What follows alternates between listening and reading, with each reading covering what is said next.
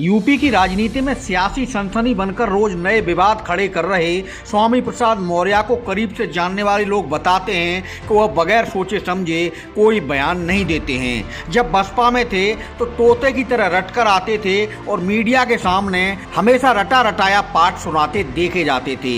स्वामी प्रसाद उसके बाद भाजपा में कूदे तो पूरे समय पार्टी लाइन पर बिल्कुल सीधे कदम ताल करते नजर आए थे। स्वामी अब चोला बदलकर समाजवादी हो गए हैं तो करोड़ों हिंदुओं की आस्था की प्रतीक रामचरितमानस और मानस रचयिता गोस्वामी तुलसीदास के साथ संत समाज के खिलाफ अनाप शनाप बयान देकर रोज नया बखेड़ा खड़ा कर रहे हैं। बड़ी बात यह है कि अपने स्वामी को भाषाई मर्यादा में रखने की जगह समाजवादी पार्टी के मुखिया अखिलेश यादव उन्हें पार्टी में लगातार प्रमोशन दे रहे हैं। ऐसे में सवाल ये उठ रहा है कि स्वामी प्रसाद जो कर रहे हैं उसकी पटकथा समाजवादी पार्टी के अंदर बहुत सोच विचार कर लिखी जा रही है या फिर स्वामी के प्रभाव में सपा कुछ भी एक्शन रिएक्शन करने की स्थिति में नहीं है। दूसरी ओर अजीबोगरीब बयानों को लेकर स्वामी प्रसाद का हर तरफ विरोध हो रहा है। समाजवादी पार्टी के विधायक तक उनके खिलाफ आवाज उठा रहे हैं। गुस्साए लोग स्वामी के काफिलों पर हमला बोल रहे हैं,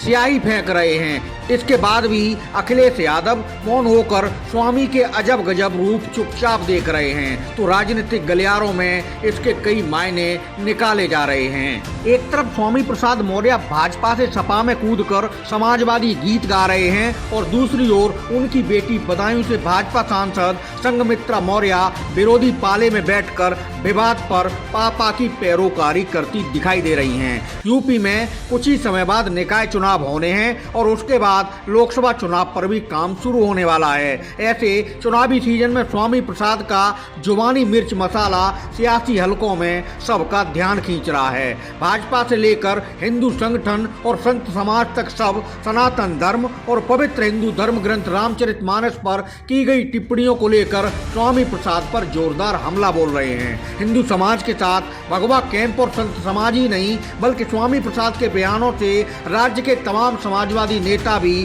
परेशान हैं। सपा विधायक राकेश प्रताप सिंह ने स्वामी प्रसाद के बयान को लेकर खुलकर कहा है कि जो ऐसी बातें कह रहे हैं वह न तो सच्चे सनातनी हैं और न सच्चे समाजवादी। ऐसे लोग सिर्फ विक्षिप्त कहे जा सकते हैं। सच्चे समाजवादी तो प्रभु राम हैं जिन्होंने दलित वंचित को गले लगाया, सबरी के झूठे बेर खाए। धर्म को सनातन बताते हैं। सनातन का मतलब ये होता है प्राचीन पुराना। सनातन कोई धर्म नहीं, उसकी प्राचीनता या पुरानेपन से इस सनातन शब्द की उपज।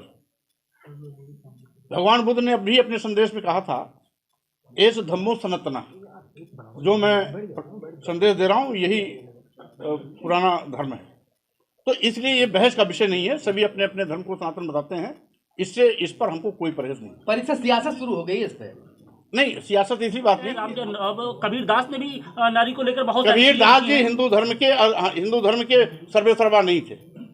कबीरदास जी की बातों को हिंदू धर्म के रूप में लोग नहीं स्वीकारते हैं। तो क्या जो चीजें सिर्फ जो हिंदू धर्म लिखी रहेंगी उसी का विरोध हो गया? और भाई जो जिस धर्म को मानेगा उसी धर्म की कमियों को इंगित करेगा। अगर हम इस्लाम। दूसरी ओर सपा महासचिव शिवपाल सिंह यादव ये कहते हुए स्वामी प्रसाद मौर्य के बयान से बचने की कोशिश कर रहे हैं कि उनकी बातों से पार्टी का कोई लेना देना नहीं है। हालांकि रामचरितमानस पर स्वामी प्रसाद की टिप्पणी को लेकर सपा प्रमुख अखिलेश यादव का स्टैंड अभी भी साफ नहीं दिख रहा है। अखिलेश ने विवाद के बीच ही चाचा शिवपाल के बराबरी स्वामी प्रसाद मौर्य को राष्ट्रीय महासचिव का पद प्रमोशन देकर क्या संकेत दिए हैं, ये समाजवादी कैंप के अंदर भी चर्चा का विषय है। देखिए, वो उनका व्यक्तिगत बयान है, पार्टी का बयान नहीं है। और हम लोग तो भगवान राम के आदर्शों पर चलने वाले लोग हैं, भगवान कृष्ण के आदर्शों पर चलने वाले लोग हैं, तो उनके बयान पार्टी का बयान नहीं है। स्वामी प्रसाद के बयानों को लेकर संत समाज खासा मुखर है। साधु संत एक सुर में समाजवादी नेता स्वामी प्रसाद को सनातन धर्म विरोधी बताकर कानूनी कार्रवाई की मांग उठा रहे हैं। बरेली के संत महंत मलखानगिरी ने कहा है कि स्वामी प्रसाद को भगवान उनके किए की सजा जरूर देगा।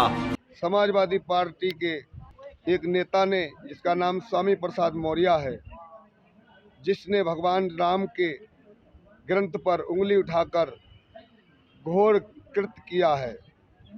बाबा पशुपतिनाथ महादेव से प्रार्थना करता हूँ, ऐसे अताताई राजनेता को कठोर से कठोर दंड मिलना चाहिए और उसको समाज में किसी प्रकार का व्याख्या करने का अधिकार नहीं होना चाहिए।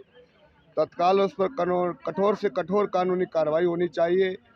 ये भारत के प्रधानमंत्री एवं उत्तर प्रदेश के मुख्यमंत्री योगी आदित्यनाथ जी महाराज जी से विशेष निवेदन है कि हमारे सनातन धर्म की जो मर्यादा है, मर्यादा में रहकर भगवान श्री राम ने वनवास किया था, उसी वनवास का अवलोकन गोस्वामी तुलसीदास जी ने श्री रामचरितमानस के माध्यम से देश के अनेकों भाषाओं में इसका अवलोकन किया गया।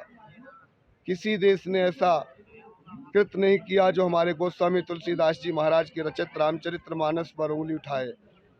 ये गोस्वामी तुलसीदास जी की पूजनीय वंदनीय रामचरितमानस है।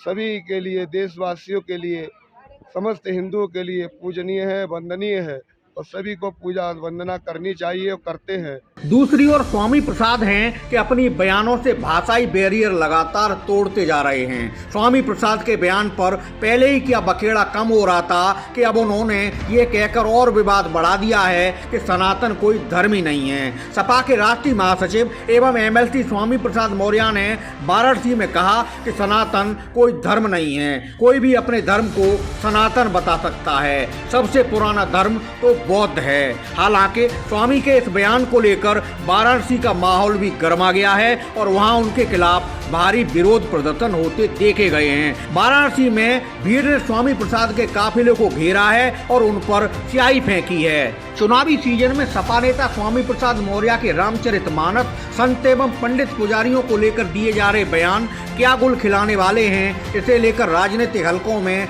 जोरदार बहस चल रही है। सवाल उठाए जा रहे हैं क्या स्वामी प्रसाद मौर्य पूरी प्लानिंग के साथ हिंदू धर्म ग्रंथ, साधु संत और पंडित पुजारियों के खिलाफ बयान देकर माहौल गरमा रहे हैं। समाजवादी पार्टी और उसके मुखिया अखिलेश यादव राम मंदिर आंदोलन, अयोध्या में राम मंदिर निर्माण, धर्म और भाजपा की राजनीतिक विचारधारा के प्रभाव बार बार यूपी के चुनावी दंगल में देख रहे हैं। इसके बाद भी अगर स्वामी प्रसाद मौर्य को रामचरितमानस व मानस रचयिता गोस्वामी तुलसीदास के साथ पंडित साधु सबके खिलाफ टीका टिप्पणी की छूट मिली हुई है तो इसके अपनी अपनी तरह से कई अर्थ निकाले जा सकते हैं और चुनावी मौसम के बीच राज्य में अर्थ इसके निकाले भी जा रहे हैं।